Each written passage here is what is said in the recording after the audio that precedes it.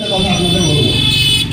আজকে 21শে জানুয়ারি Indian secular ফ্রন্টের ৪র্থতম বার্ষিক প্রতিষ্ঠা দিবস।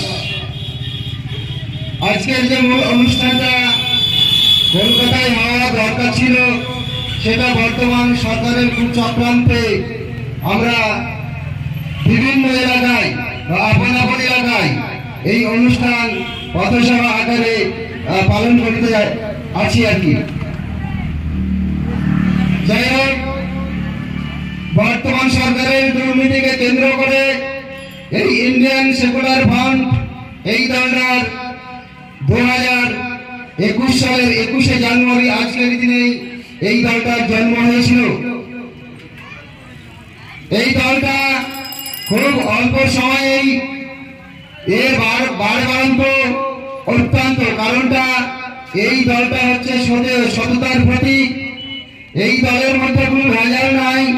এই দল সদা সর্বদা মানুষের জন্য কথা বলে, দেশের জন্য কথা বলে।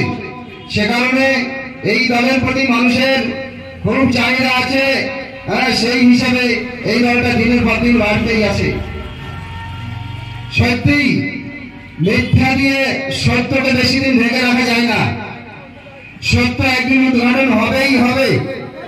নওশাদ সিদ্দিকী ভাইজান